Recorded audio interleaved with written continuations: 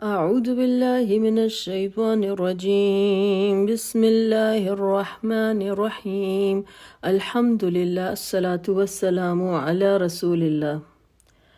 سورۃ الروم میں انسان کی حقیقت کے بارے میں بڑی ایک زبردست آیت آتی ہے جہاں پہ اللہ سبحانہ وتعالیٰ بتاتے ہیں ہمیں کہ اللہ الذی خلقکم من ضعف ثم جعل من بعد ضعف قوة ثم جعل من بعد قوة ضعفا وشيبة يخلق ما يشاء وهو العليم القدير۔ اللہ وہ ہے جس نے تمہاری تخلیق کی ابتدا کمزوری سے کی، یعنی انسان کی جو ابتدا ہے اس کی تخلیق کی، انسان کمزور ہوتا ہے، نہ چل سکتا ہے، نہ بول سکتا ہے، اور ایک اس کی کمزوری کی حالت ہوتی ہے، اور پھر اس کے بعد اللہ سبحانہ وتعالیٰ کمزوری کے بعد طاقت عطا کرتے ہیں، اور پھر طاقت کے بعد دوبارہ کمزوری اور بڑھاپا طاری کر دیا جاتا ہے۔ وہ جو چاہتا ہے ویسے پیدا کرتا ہے، اور وہی ہے جس کا علم بھی کامل ہے اور قدرت بھی کامل۔ اللہ سبحانہ وتعالیٰ کا عالی شان نام القدیر کہ اللہ تعالیٰ کے پاس مکمل قدرت ہے۔ اب دیکھیے کہ ایک اللہ تعالیٰ نے بتایا کہ اللہ تعالیٰ جو ہیں وہ انسان کو بھی قدرت عطا کرتے ہیں، قوت عطا کرتے ہیں، لیکن اللہ تعالیٰ نے جتنی بھی انسان کو قوت، علم، صلاحیتیں عطا کی ہیں وہ اللہ تعالیٰ کی عطا کردہ ہیں، اور آہستہ آہستہ وہ زوال پذیر ہوتی جاتی ہیں۔ تو اللہ تعالیٰ نے بتایا کہ انسان کی ابتدا جو ہے وہ انتہائی کمزوری کی حالت سے ہوتی ہے، اور پھر اللہ تعالیٰ انسان کو مضبوطی عطا کرتے ہیں۔ مضبوطی عطا کرنے کے ساتھ ساتھ اللہ سبحانہ تعالیٰ انسان کے علم میں بھی جو ہوتا ہے وہ بتدریج اضافہ کرتے جاتے ہیں، اور اس علم کی بنیاد پر انسان جو ہے وہ مضبوط ہوتا چلا جاتا ہے، اور پھر انسان کمزوری کی طرف گامزن ہو جاتا ہے، اور پھر یہ کمزوری جو ہے یہ بڑھتی جاتی ہے، اور پھر ہم دیکھتے ہیں کہ انسان جو ہے وہ بڑھاپے کی طرف چلا جاتا ہے۔ یہی مضمون جو ہے سورۃ النحل میں بھی آیا ہے، اور ہم سورۃ النحل میں دیکھتے ہیں کہ اللہ سبحانہ وتعالیٰ کہتے ہیں وَاللَّهُ خَلَقَكُمْ ثُمَّ يَتَوَفَّاكُمْ، تمہارا رب ہے جس نے تمہاری تخلیق کی، وہ تمہیں پیدا کرتا ہے، اور اس کے بعد وہ تمہاری روح قبض کر لیتا ہے۔ وَمِنْكُمْ مَنْ يُرَدُّ إِلَىٰ أَرْذَلِ الْعُمُرِ لِكَيْ لَا يَعْلَمَ بَعْدَ عِلْمٍ شَيْئًا، اور پھر تم میں سے کچھ ایسے ہیں جو عمر کے سب سے ناکارہ حصے تک پہنچا دیے جاتے ہیں، جہاں پہنچ کر انسان سب کچھ جاننے کے باوجود بھی کچھ نہیں جانتا۔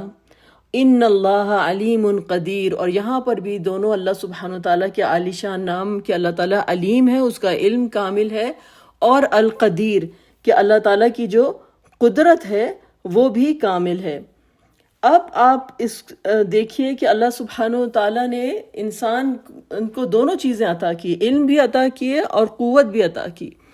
لیکن ہوتا یہ ہے کہ جب انسان اپنی جوانی میں ہوتا ہے تو اس کے پاس قدرت زیادہ ہوتی ہے، علم کم ہوتا ہے، اس کا ایکسپیرینس اور تجربہ کم ہوتا ہے، تو اس کی وجہ سے ایک طبیعت میں لاابالی پن ہوتا ہے، اور جسے کہتے ہیں نا ریکلیس ڈیسیشنز انسان جو ہے وہ اپنی زندگی میں کر گزرتا ہے، کیونکہ اس کے پاس وہ علم موجود نہیں ہوتا۔ پھر آہستہ آہستہ اس کی توانائی، اس کی قوت کم ہوتی چلی جاتی ہے۔ جب وہ بڑھاپے کی طرف جاتا ہے، بے شک اس کا تجربہ اور علم بڑھتا جاتا ہے، لیکن اب اس کے پاس وہ قدرت نہیں رہی کہ وہ بہت سے ایسے کام کر سکے، کیونکہ اس کی قوت جو ہے اور اس کی جو توانائی ہے وہ اب بتدریج کم ہوتی چلی جا رہی ہے۔ اور پھر ایک ارذل العمر کا ذکر کیا گیا کہ وہ ناکارہ عمر جہاں پر انسان کا علم بھی ختم ہو جاتا ہے اور اس کی قوتیں بھی ختم ہو جاتی ہیں، اور دونوں آیتوں کے آخر میں اللہ سبحانہ وتعالیٰ کے نام آئے ہیں کہ اللہ سبحانہ وتعالیٰ کی ذات ہے کہ جو علیم ہے، جو مکمل طور پر ہر علم اس کا ہے، اس کے پاس موجود ہے، اور وہ قدیر ہے۔ یہ دونوں چیزیں جو ہیں یہ ساتھ ہونا جو ہے وہ ایک اللہ سبحانہ و تعالیٰ کے پاس بے انتہا قدرت، یعنی اللہ تعالیٰ ان اللہ علی کل شیء قدیر، اللہ تعالیٰ ہر چیز پر قادر ہے، اور المقتدر، اللہ تعالیٰ کے تینوں نام القادر، القدیر اور المقتدر، کہ اللہ سبحانہ و تعالیٰ کے پاس جو ہے زبردست قوت ہے، اور اللہ تعالیٰ ہی ہے جو ہر چیز کی تقدیر کا فیصلہ کرنے والا ہے۔ لیکن اللہ تعالیٰ کے پاس قدرت کے ساتھ ساتھ اس کا علم بھی کامل ہے، اللہ تعالیٰ کا علم بھی جو ہے وہ مکمل ہے۔ تو جو بھی اللہ تعالیٰ کی طرف سے فیصلہ آتا ہے وہ اللہ تعالیٰ کے کامل علم کے اوپر ہے، اللہ سبحانہ تعالیٰ کی کامل حکمت کے اوپر ہے، اور اسی لیے اللہ سبحانہ تعالیٰ کی ذات سے ہی ہم دعا کرتے ہیں کہ جب ہم استخارہ کی دعا کرتے ہیں، یعنی ہم اپنی زندگی کے ان پیچیدہ مرحلوں سے گزرتے ہیں، جب ہمیں سمجھ نہیں آتی کہ ہم یہ رستہ اختیار کریں کہ اس طرف جائیں، تو ہم اللہ تعالیٰ کی بارگاہ میں جا کے جو ہے ہمیں طریقہ سکھایا گیا کہ ہم نماز استخارہ ادا کریں، اور اس جو دعا ہے اس میں دونوں چیزوں کا واسطہ دیا جاتا ہے کہ یا اللہ ہم آپ کا علم کامل ہے، آپ علام الغیوب ہیں، آپ کے پاس جو ہے غیب کے علم موجود ہیں، آپ جانتے ہیں کہ کس چیز میں بہتری ہے اور کس چیز میں شر ہے، اور آپ کی قدرت کا واسطہ، یعنی اللہ تعالیٰ ہر چیز پر قدیر ہے، اللہ تعالیٰ ہر چیز پر قادر ہے، اور اللہ سبحانہ تعالیٰ کے لیے ہر چیز ممکن ہے، اس کے لیے ہر چیز کن فیکون ہے، جب وہ کسی چیز کا ارادہ کرتا ہے تو اس کے لیے صرف کن اور فیکون، اور وہ چیز ہو جاتی ہے۔ تو ہم اللہ تعالیٰ کو اس کی قدرت کا واسطہ دیتے ہیں کہ آپ اپنے کامل علم کی وجہ سے اور آپ کی قدرت کا واسطہ دیکھ کر آپ کی قدرت سے ہم مانگتے ہیں کہ آپ اگر یہ چیز میرے حق میں بہتر ہے تو اس کو میرے لیے آسان کر دیجئے، اور اس کو مجھ سے قریب تر کر دیجئے، اور اگر یہ چیز میں میرے لیے شر ہے تو اس کو مجھ سے دور کر دیجئے۔ تو یہ استخارہ کی دعا میں اللہ تعالیٰ کے کامل علم اور اللہ تعالیٰ کی کامل قدرت کا واسطہ دیا جاتا ہے، کیونکہ اللہ سبحانہ و تعالیٰ کی ذات ہے جو کہ ہر چیز پر قادر ہے، اور ہر چیز کی تقدیر جو ہے وہ اللہ تعالیٰ نے ہی مرتب کی ہے۔